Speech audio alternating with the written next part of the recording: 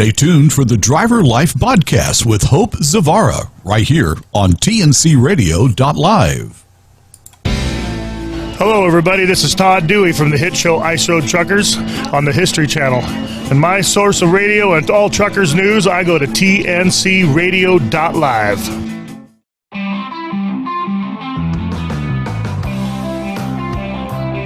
Hello, and welcome. Woo, I'm excited. Are you excited? You might not know what you're excited for, but you're going to be, I assure you. I'm Hope Zavara, and I'm the host of the Driver Life BODCast on tncradio.live. Here we discuss the physical side of your health, from your feet to the foods you eat, from cellular health to how your cell phone affects your health, from how you move to improving your sleep. We cover it all here on the Driver Life BODCast. I believe it's the small, simple changes that lead to the big results in your life so that you can feel good again. It's Monday night, and you know it's Monday night. It is all about body, mind, and spirit, and we're talking about the body. You are listening to the Driver Life BODCast, and I'm Hope Zavara, the host of the Driver Life BODCast. Here we discuss the physical side of your health, from your feet to the foods you eat, from cellular health to how your cell phone affects your health, from how you move to improving your sleep. We cover it all here on the Driver Life BODCast. And every single week, I try to bring you different and unique guests that have different perspectives from all walks of life. And even though we focus a lot on the body on this show, you can't ever really separate the body, the mind, and the spirit. Although sometimes I feel like Western medicine really likes to do that, it is really difficult. And as drivers, for many of you, the mental health side really plagues your physical health. And when you're not mentally feeling good, physically, you start to see that.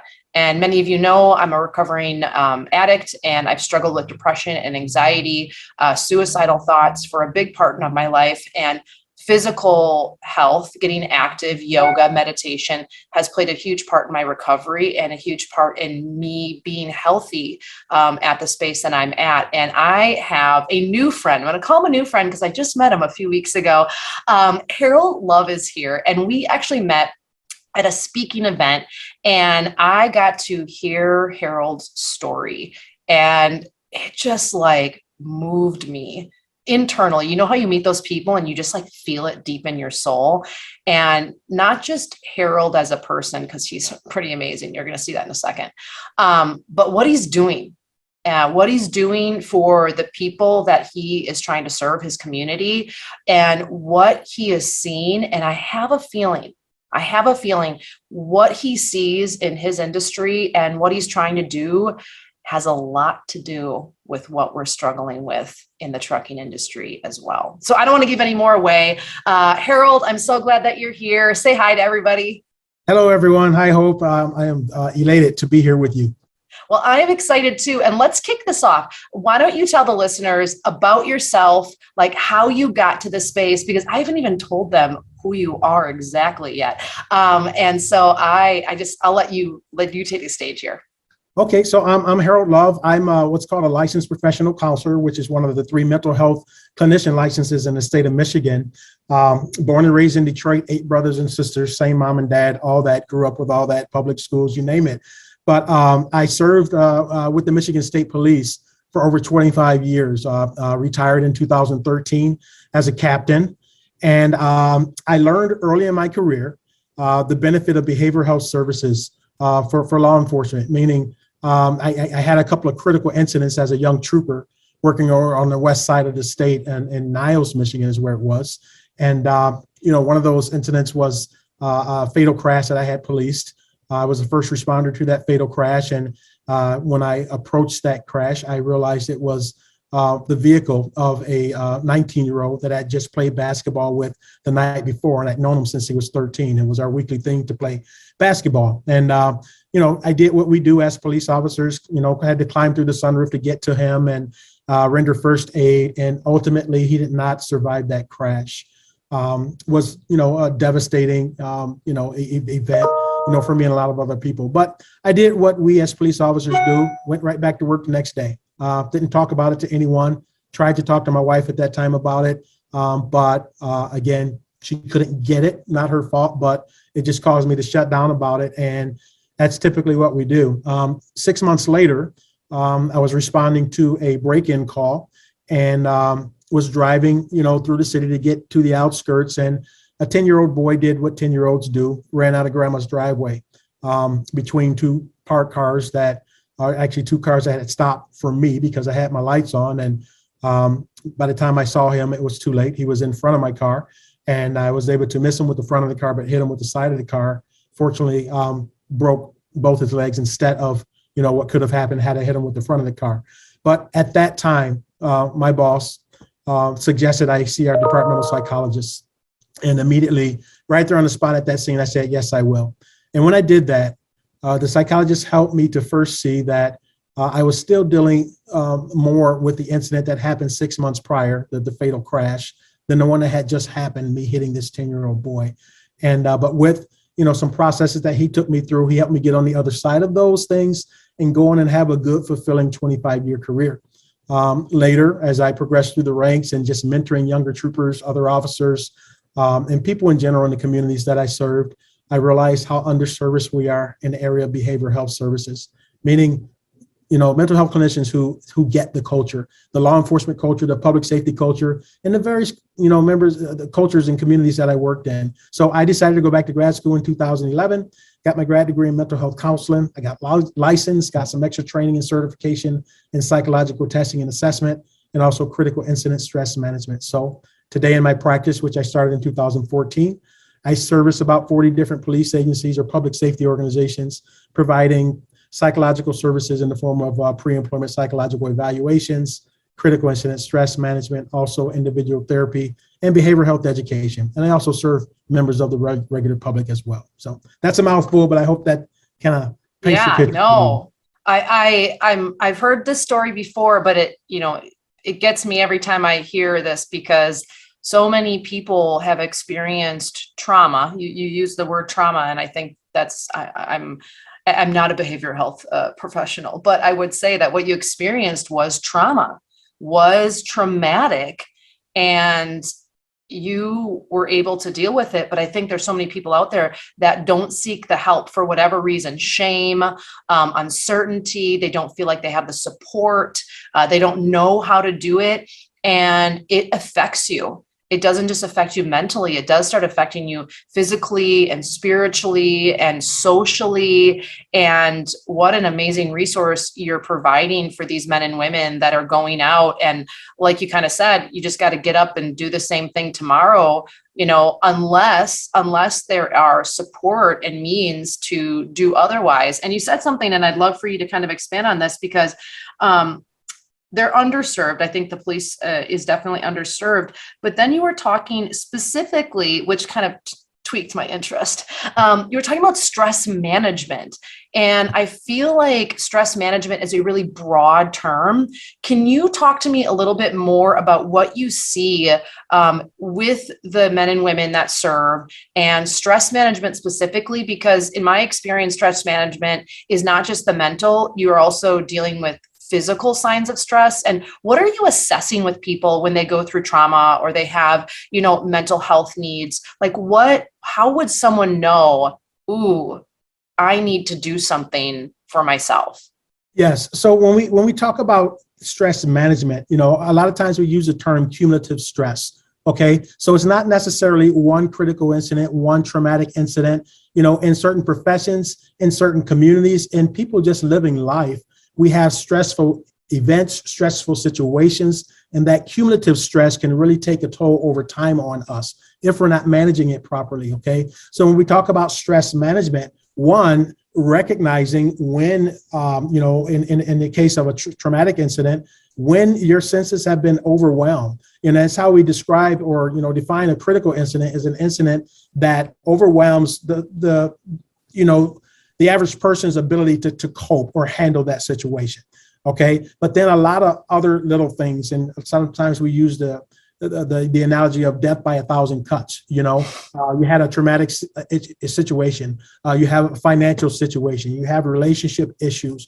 You have physical. We have them all at the same time. Yeah, right, exactly. So all of the at the same time. And then we talk about, again, that death by 1,000 cuts. It's not one thing that knocked us off our feet, but these many things that we don't stop to recognize and acknowledge are going on in our lives. All right. So that's one, taking an inventory of where you're at. What kind of things are you dealing with in your life? And sometimes one major thing causes you to not be able to deal with all these other little things that you normally can do with your eyes closed. But now all of a sudden, why are these things bothering me so much? Why is me having an argument with my wife, my best friend, my brother, sister, parent, whatever, causing me so much stress? Well, because this other thing is going on now. And if we don't recognize that, sometimes we can just feel like we're falling apart and our lives are falling apart and we're just not able to cope with anything. All right. So when, again, we talk about stress management, doing things that can help us alleviate stress in the places where we can do something about it right now. And that gives us more power or, more ability to handle those things that, okay, maybe it's going to take a little more to deal with. Maybe I'm going to seek some professional help for this particular issue. Yeah. So what are some of the signs? Because I have a feeling, I don't care who you are, a school teacher, a police officer, a truck driver, a stay-at-home mom, my dad was a sewer pipe layer, like you could be anybody. What are some of the signs that someone would want to look for where it's like, I'm overstressed. I'm used cumulative stress. I think that's what you said. Like it's all bombarding me. Like what should someone be looking for? Well, a change in attitude or behavior. In other words, you're just irritated by little things that never used to bother you, whether it be the kids or whether it be certain conversations that, your loved ones want to have with you. And this happens a lot in marital situations and things like that, or even in an employee-employer relationship where typically this thing wouldn't bother me, but today it just annoys me like nothing else. And in fact, it's been annoying me for the past month because I am stressed, because I have some cumulative stress going on in my life. Feeling like you just don't want to do and engage in things anymore. I don't like to work out the way I used to. I don't feel like going out with friends. I don't feel like doing these recreational activities that were once fulfilling to me. And when you start noticing those things, there's, a term called, the I used to's. We developed this long list of things I used to love to do. And, that's, and so when you really take inventory and look at that list, you don't even know why you stopped doing those things. When did I stop going fishing? When did I stop walking my dog 3-4 times a week? When did I stop having breakfast, with my dad, with my son, with my brother, every other week, and all of a sudden I've got this long list of things I used to love to do that were so fulfilling to me, and I'm not doing them anymore. And it's typically you can attribute that to stress that has developed in your life, and you just don't feel like doing those things anymore. So now they play against each other. I'm feeling more stressed because I'm not doing these fulfilling things, and I'm not doing these fulfilling things because I'm so stressed and just don't feel like doing anything. Wow. And so many people, I feel like, normalize that as, oh, I'm getting older, or, oh, it's because, I have a new job, or like we're always looking for something to blame for. Mm-hmm. So, and I think it's twofold, maybe. Like one, change is hard, so it's like, that means I have to change and point the finger at myself. Right.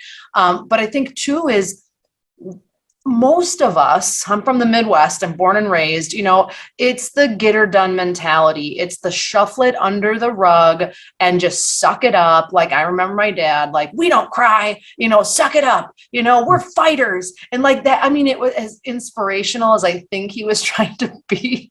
Like it really like programmed myself and my sisters to like just not feel our feelings and just like move forward like little soldiers and like do what we think people wanted us to do. And accumulative stress, I mean, I'm pretty sure I probably had that since childhood on. And obviously we don't know what we don't know. And I don't think that was his intention.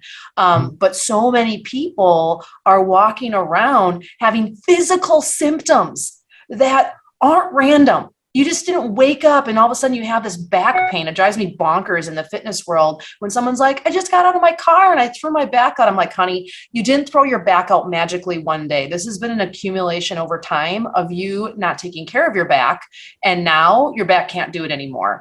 And so stress, mental, physical, spiritual, relationships wise, whatever, is an accumulation over time. Someone doesn't listen to it, right? All of a sudden, our body's going to start showing signs. That was like a tongue twister. What are some physical signs that people should watch for that could be cumulative stress, could be mental health concerns, and they should seek proper care? Yeah. So headaches, sometimes we get headaches and just don't know why. I've had headaches, or you get a person who's never had headaches and now all of a sudden, they're having them, and, you self-medicate or medicate, even with, prescribed medications and things like that. But sometimes that can be attributed to stress. When you go to a massage therapist or a chiropractor or somebody like that, and man, you're really stressed, aren't you? Well, how do you know that? Because I can feel it. And well, what they're talking about is how, your muscles and your tendons all tense up and things like that. And you walk around like that day after day after day, and it's attributed to the stress that you're going through. And now all of a sudden your body, you start compensating for it. Okay. So another part of your body starts hurting or tensing up and things like that. Because again, you're not addressing the stress, but also I'm not exercising, I'm not stretching, I'm not getting, the physical care that I need to make my body feel better. So it just kind of all works together, and it just starts piling up on you, if you will. I always feel like I used to tell my students, I owned a yoga studio for 20 years, that the body is the soul's last attempt to get us to listen. And our body is like an alarm system. It shows us little signs here and there, and then we don't listen. And then like all of a sudden the sirens go off. Right. And I think that happens a lot in our lives. Maybe your spouse is like, honey, I'm worried about you. Or your boss is like, do you need some time off? Or maybe someone looks at you weird in the grocery store or in the checkout line because you like cut them off, and you kind of, when people do that, they make those noises, and it's like, what is wrong with you? And I always feel like it's the body is trying to like purge the body's like trying to like deal with it. Or when people start shaking, or when people are like really, really tense and clenching their jaw at night, it's like, dude, that's not normal. Like, you're not supposed to be, grinding your teeth like you're trying to like whittle like a new thing out of a tree or something. Like, that's not normal.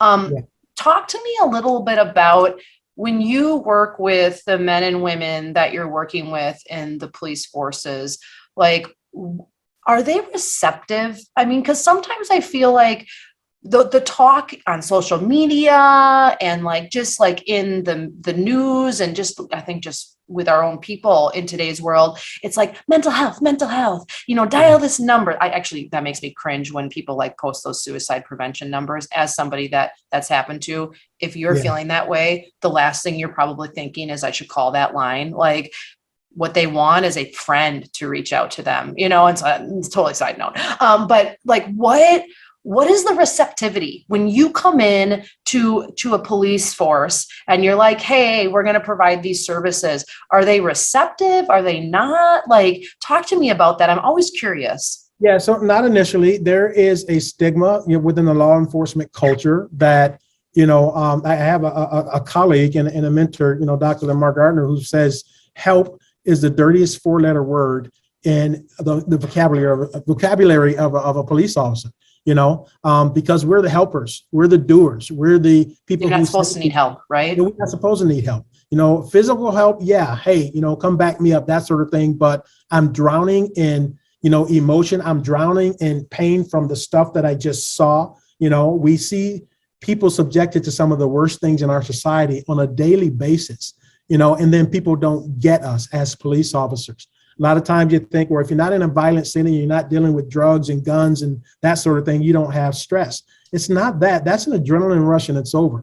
But, delivering death messages, pulling people out of cars, infant deaths, all these sorts of things. Again, seeing people subjected to some of the worst things in our society, that is a stress, and an emotion that a lot of officers deal with and don't want to share, because if I share this, then people think I am less than, or people think I am not as strong, or this, this warrior that, that I've been made out to be. And there's no physical wound, right? Like there's Yes. no like, whoa, you have a broken arm. We should hold the door open for you. Like you can't Exactly. see it. And that I feel like is what's so difficult about Yeah. stress and mental health, right? And then we grade it. Well, his is worse than mine. Exactly. I should be grateful. He's dealing with something way worse than I am. And it's like, but you're you and he's him. Exactly. And we all have different tolerance levels and things like that. So that stigma, we have to break it down. And what I typically do is go in and request, a proactive educational session, in the form of maybe an in-service, briefing or something like that, where we spend an hour talking about what behavioral health is and what it isn't, what counseling and therapy is and what it isn't. It doesn't mean that you're not okay. It doesn't mean that you're unfit. It simply means that you're dealing with some things that are causing you to behave, in a negative way or non-productive way that may be affecting your performance negatively. It may be affecting your relationships, your attitude negatively, all these things. And, we can help you get on the other side of that. We can help you get to a place where your job is fulfilling again. It's fulfilling to go to work. It's even fulfilling to deal with some of the conflict that you have to deal with in the communities you're serving. But this stress makes you feel like I just can't deal with it. And it's manifesting itself, again, in behavior, attitudes, work performance, and overall wellness. So when we can be proactive in educating people on what it is and what it isn't, then it's like, what? Maybe I could benefit from that. It doesn't mean that I'm weak. It doesn't mean that I'm subpar or unfit to do my job. It simply means that, I am experiencing something that is common throughout the public safety culture. And you can attach that to other cultures, the trucking culture, the frustration of people getting in front of you and slamming on their brakes, or people riding in that center lane when you can't use the third lane and you just want to get by them, and so my dad taught me these things as he was teaching me to drive, pay attention to and respect the truckers. They're some of the most respectful people on the road, but people don't obey the rules of the road. Therefore, that has to be very frustrating to them. And they could crush you like a bug. That's what my dad always told me. He was like, never cut off a truck driver, Hope. He will crush you like a bug. And I was like, okay. But I agree with you. And I think in the trucking community, this is such an issue because one, they're underserved. Two, wellness programs for the majority of trucking companies are they're non-existent or crap. And three, drivers still feel like they don't have the time, they don't have the support, and that's not what a truck driver does. But so many of these men and women, this is why I think I connected with your story so much. So many of these men and women are secretly struggling with mental health, and they don't feel like they have a choice. And right. You said something just similar to that, where these men and women are expected to just like wake up and go back to work the next day. And unless they're physically wounded, like, oh, it's just back pain, or, oh, you didn't get a good night's sleep for the 20th time in a row. Like, that's not normal. Like, that's not good health. And there is shame attached to that.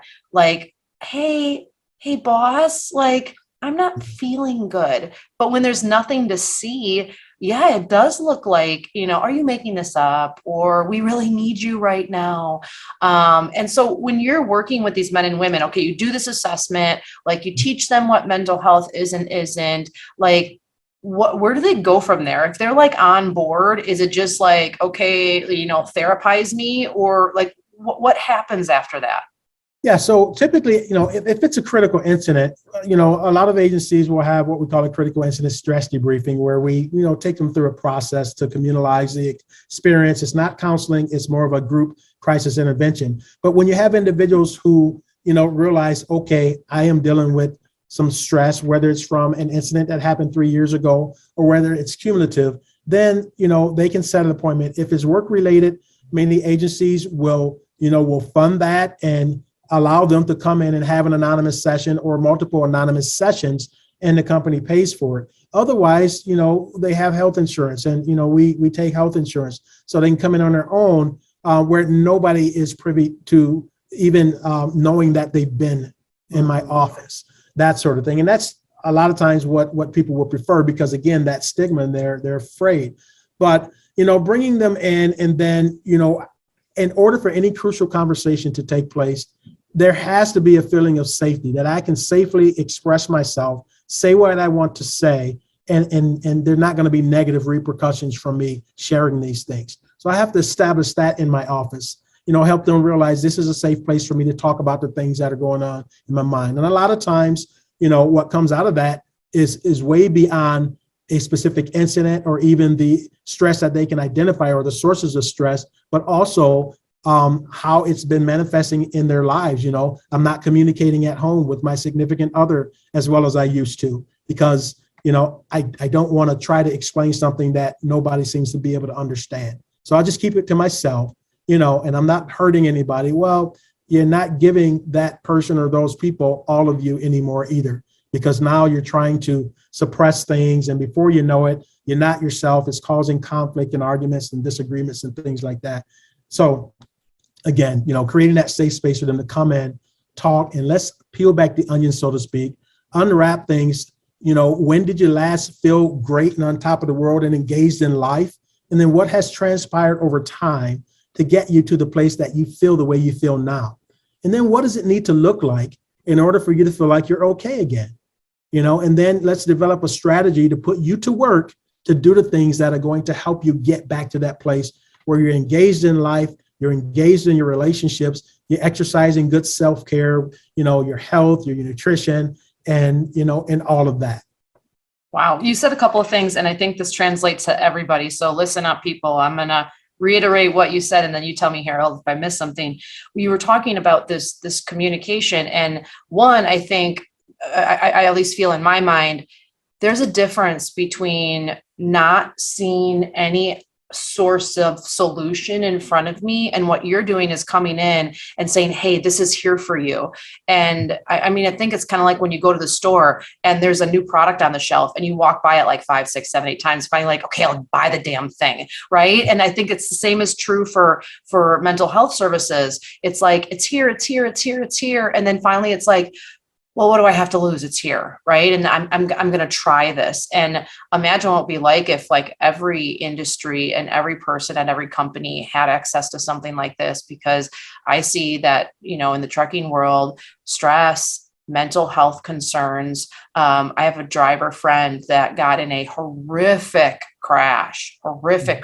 He's lucky that he and the other person didn't die. He wasn't at fault. But he's lucky to be alive. The trauma from that afterwards is still plaguing him on some level 2 years later. And on top of that, now he has some other health concerns. But I just think about him often and thinking about him when you're talking about this, because I'm pretty positive there was no mental health support.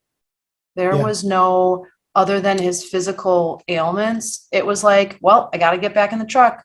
And I think a lot of drivers are in that position, similar to our police force, our men and women that are serving us in the communities, that it's just like, well, this is what I have to do. And there's nothing there for them to reach for. So they just keep doing what they're doing, carrying all this with them.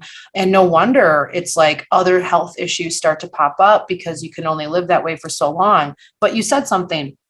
You said, when did you last feel great? Yes. And it made me start thinking about, when did I, really feel in my best health? And that I don't know, like for listeners, like when is the last time that you felt great, like really felt great? And then you said something after that. What does it need to look like to be okay?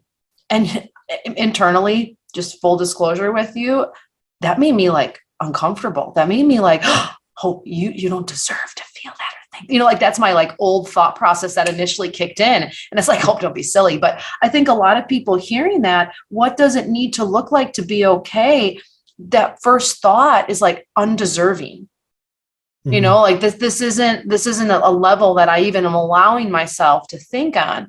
And talk to me about that. Like when you're in a session with a police officer and you ask them this question, I'm just curious, what's their response?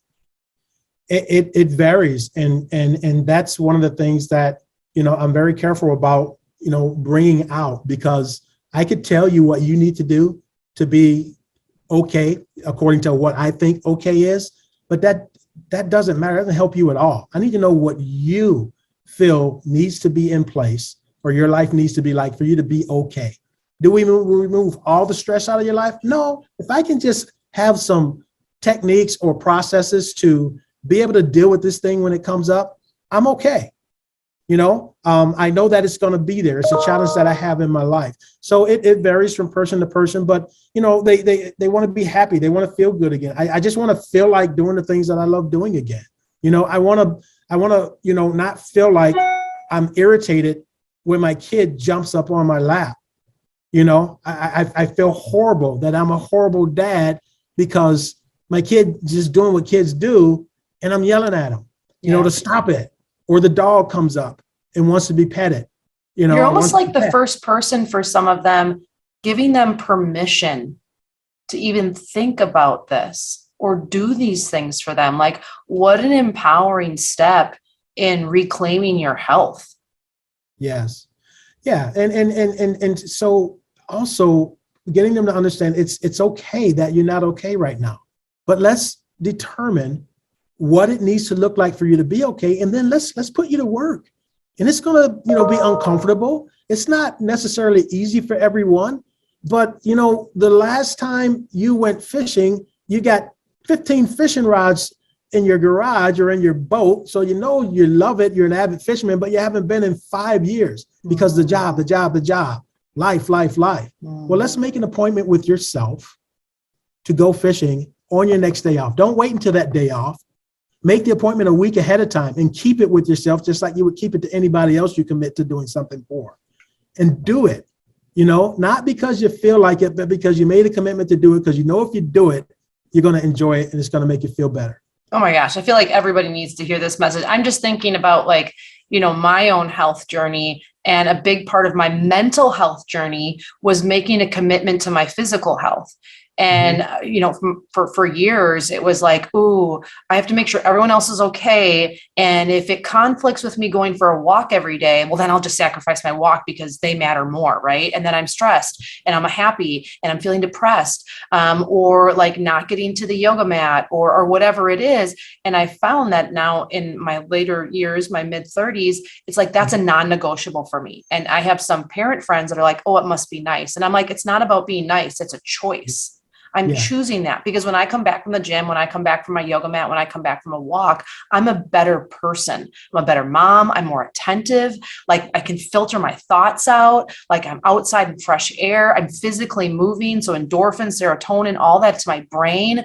And I just feel strong. There's something for me. And I think for a lot of people about physically feeling strong is like a mental strength.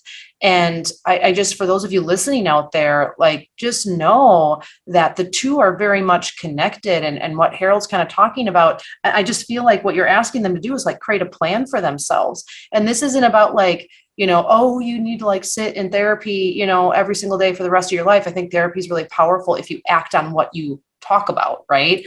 Yes. But the other piece to that is, what do you need to do? Think of it like an action word, people, do to prioritize your health. And I love that you're so passionate about this, because so many people have given their permission away to take care of themselves. We blame it on age. We blame it on, being busy, the kids, whatever it is, my career, my boss. And it's draw the line. I feel like cell phones have done this to us, right? It's when I was younger, and I know I'm younger than you are, but when I was a kid, it was the phone rang and we're eating dinner. My mom's like, don't you dare answer that. Don't you dare answer that. And now we're like, oh, someone's calling. And it's we're literally having a really important conversation right now, and you're going to answer the phone. We're eating dinner. You're texting someone. And I'll leave it in the bedroom upstairs. And sometimes my wife or my daughter will grab my phone and bring it to me. Somebody's calling. I said, it's okay. You did that on purpose, right? For a reason. I have voicemail. You know what I mean? As long as all of you are here, I don't need to have my phone. If you guys are out somewhere, my phone needs to be on my hip, because I want to know if you're trying to get a hold of me. But beyond that, it's upstairs for a reason, And listen, this is not something that is just automatic for me. I have to remind myself constantly because of the nature of my work. This gets heavy at times. What do you do? What do you do for yourself? I'm curious. I had my therapy appointment this morning with my therapist, just to, again, make sure that I am constantly taking an objective look at myself. How am I being in different spaces in my life? How am I being as a husband, as a dad? How am I being as the caretaker of myself, my soul, and my body? How am I being as the entrepreneur and the business owner responsible for keeping this thing running so the people that work for me, have a paycheck and work to do, being able to exercise their skills and their licenses and things like that. So all of that, comes into play. How am I being when it comes to, transference and counter-transference with my clients? Dealing with clients who are going through some things that are maybe some painful memories for me, and being conscious of whether or not I am allowing that to transfer, to me from the client or vice versa. So all those things. I have a professional that I speak with to make sure that I am constantly taking an objective look at myself to ensure that I'm exercising good self-care. I just feel like everybody in their life, everyone has a pediatrician when they're a kid. I feel like everybody should have a therapist. And this is not to say we're all messed up, but I do, for me, in my younger years, when my parents tried to force me to do it, try to force a teenager to do something they don't want to do is not exactly effective. But in my 20s and 30s, trying to now deal with all the trauma that I had and deal with some of the issues I had and try to make headway, my therapist became a lifeline. And I've recognized something over the years and I think it's because they don't know me. There's no judgment. There's no emotional attachment. They don't know my life. And I can just really be honest with them and not have to worry about going back to my life and then being like, I know what you said. Yeah. I know exactly what you're feeling. And there was freedom in that. Yeah.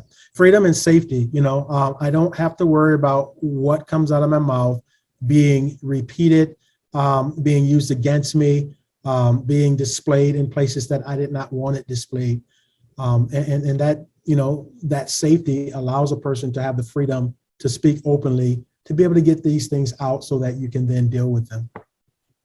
Wow. So talk to me a little bit about what are some of the other things you're trying to advocate for amongst, police stations and police forces with these services? So is it just hey, I want you to know there's someone here to talk to, or are there other components to this? Because I think we all can learn from this. And if you own a company or you have a fleet or maybe you have any type of organization, it's am I missing pieces to how I'm trying to take care of my employees? So talk to me a little bit about the structure, or maybe it's not what you offer, but what you recommend they also offer.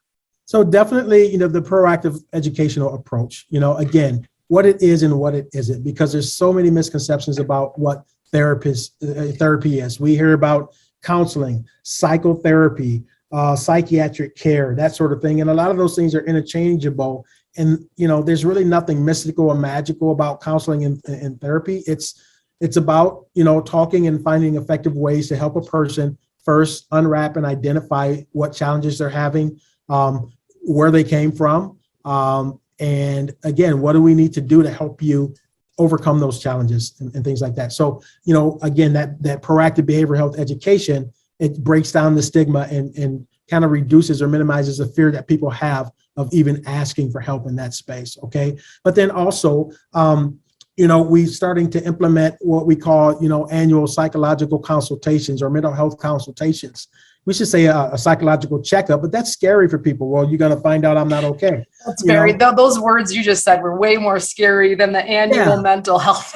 So just a mental health, consultation. We're going to run, you through maybe a checklist, things that you never think about. Are you this? Are you that? Are you this? And if you are, then okay, you may be dealing with, an overload of stress and things like that. Or there may be some things in your life that, we can help you resolve that will eliminate these things that you check yes on the box to. and you do that on your own time. This doesn't mean that you're not fit, doesn't mean that, we should be, overly concerned about your ability to do your job, but as a service and a resource, we're offering you this consultation and to let you know that, okay, maybe I should seek, and here's some resources for you to seek that help or that assistance, okay? Even if it's maybe not a one-on-one, but maybe it's, some type of a workshop or seminar and things like that, that can help you start better processing and, resolving some of the stressful issues in your life. Helping them see it as a priority, like this is normal. You should check in with yourself, like have things changed in your life? And if so, what do we need to do about it? Right. I mean, I feel like that should be normalized everywhere. When I had each of my kids, and we always had to do a postpartum evaluation. So it's kind of sounds similar, like what's changed? What are you feeling? What are your activity levels like? What were they like previously? What should they be like? Like, it was like all of these questions. How are you eating? Are you eating foods that are not normal for you? Are you eating more frequently? Like, it was really basic questions, but it's about, is the curve different, right? It is like your normal line of how you live changed.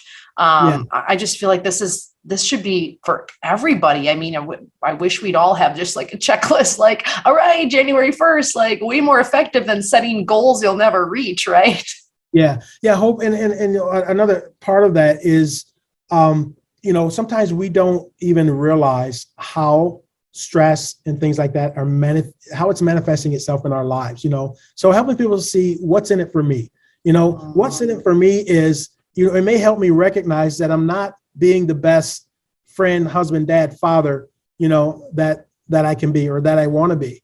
What's in it for me is that, it can enable me to enjoy life a little more, to engage in life a little more. Sometimes we don't realize all the things that we've cut out of our lives. And because we cut those things out, then we're eliminating something that enhances our feel good. You talked about dopamine and endorphins and things like that are created by our bodies naturally when we engage in exercise and laughter and social activities, things like that. But because we're so stressed out, we're not doing any of those things anymore.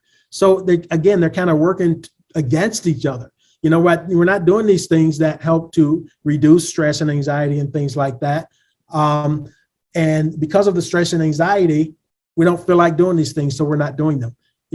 But it's a vicious cycle, right? And eventually you have to break the cycle. And I think that's the mental part, right? Like, I went to the gym this morning at 5:30, and did you really think I wanted to be there? No. And the whole 31st minutes of my workout, I was like, ugh, like my mind was not wanting to be there.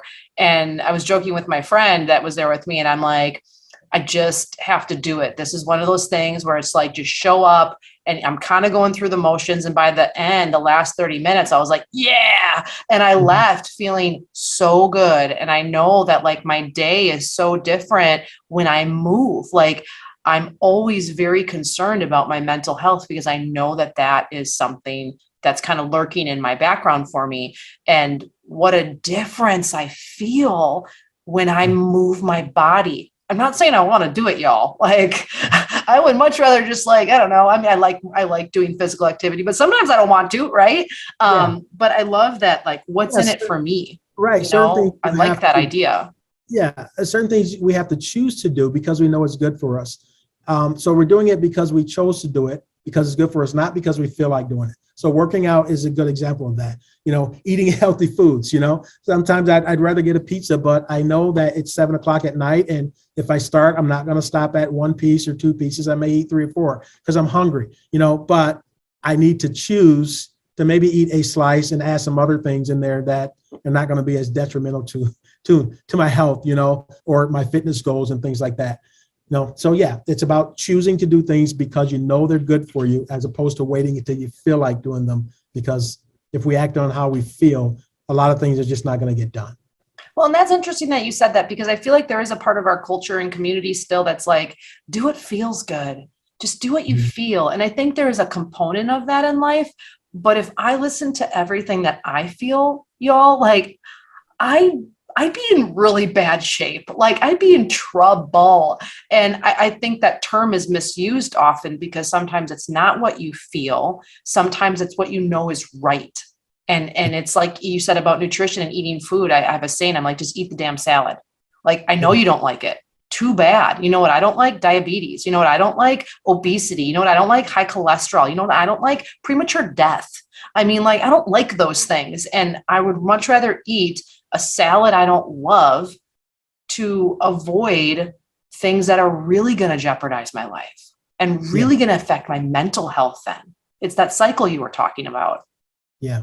Yeah. And then we sometimes just do things, that we feel like doing because it's, whether it's relaxing, whether we're just having an ice cream cone. Yeah. I in really, small doses, right? Moderation, my friends. Right. But as a matter of routine and a matter of practice, be intentional about the things you choose to do because they're good for you, because they're going to benefit you financially, because they're going to benefit you, health-wise, because they're going to benefit you, whatever, add the word in there.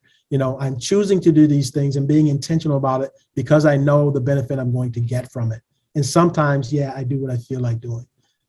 And I always feel like the word I choose versus I have to is like super empowering. Like I choose to seek mental health support. I choose to go to the gym, not I have to. I choose to, take time for my kids. I choose to go to work every day. Like it really, you take like ownership over it. And I think on a mental level, like that really changes the game. At least for me, it does. Like my words really do affect me over time and how I communicate things. And I see my kids, it's like how I talk about things is how they talk about things. And if I'm dreading work, well, now it's like a non, indirect way of being like, you should hate work too. Right. And then it's like, you should be stressed when you get home from work every day, because that's what you saw for 18 years. And that's not healthy. Right. Right. Right. Yeah, absolutely. And another thing back to the mental health thing, whenever I sit down with a client, I always do like a consultation to make sure, one, that I'm somebody they want to work with, and two, what they're having challenges with is something I believe I can help them with. If it's not a yes, then I don't take on the client. But when we get to that yes point, and I let them know that my goal is to get you to fire me for good reasons. In other words, I don't want to see you for a year. I don't want to, see you weekly for 2 years. I like that. Your goal is to get fired.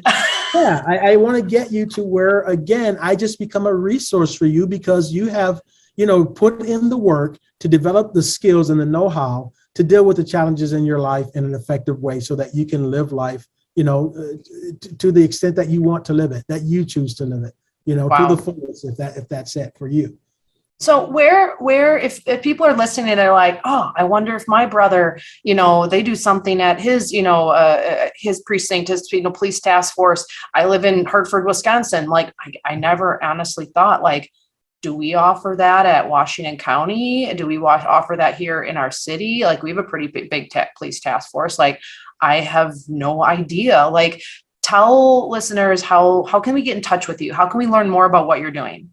Yeah, so my office is in Southfield, Michigan, which borders Detroit, Michigan. So I'm on LinkedIn at, it shows Captain Harold Love, retired. Captain Harold Love, you guys, super easy, LOVE. Right. And Instagram, I'm at Harold J. Love. And then I have a website, haroldlove.com. So my company is young. My practice is young. There are things that I am learning that people would like for me to develop, so that I can, expand my yoga program.